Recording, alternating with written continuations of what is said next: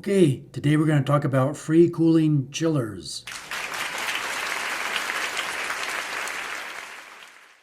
So if you maintain a facility that has a chiller, then you know that chillers consume a lot of electricity. Specifically, the compressors consume a lot of electricity. Well, that's where free cooling can help reduce your energy consumption and lower your electric bill. So the ideal applications for free cooling would be facilities with high year-round demand like a data center, large-scale manufacturing, or other large facilities with a high demand for cooling. Or regions that have frequent cold, overnight, and early morning ambient temperatures, because that's how free cooling works. There is a separate coil that allows the ambient cold air to flow through the coil and absorb that heat energy out of the water.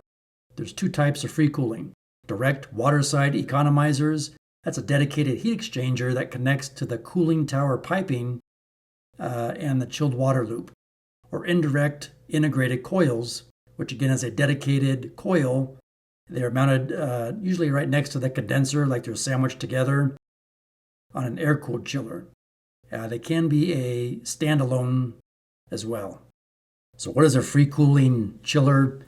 What does it look like? What are the basic components? Well, here's sort of a simplified view of a chiller. You have your condenser coils on top. This is an air-cooled chiller setup. You have your plate heat exchanger right here in the center.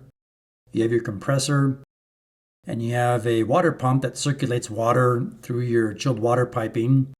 And you have your end users, whether that's cooling coils for comfort cooling, like on fan coil units or air handlers, or your end users might be manufacturing equipment.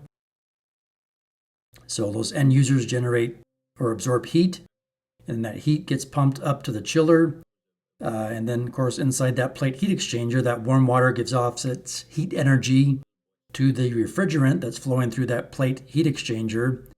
And then that warm refrigerant then goes and flows up to the condenser, and there's big fans that draw ambient air through the condenser, and you then transfer the heat energy from the refrigerant to the ambient air outside. So the key to free cooling, or the main component, is a three-way valve that you see here.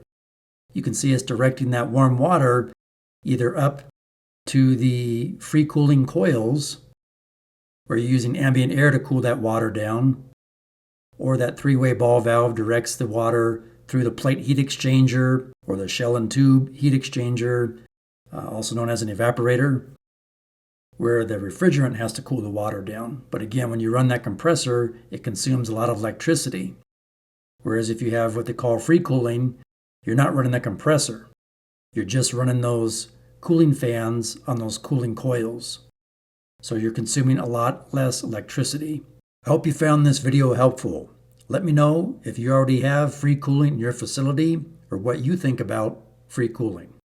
And now I'd like to tell you about a practical facilities maintenance handbook, available now in ebook and paperback format.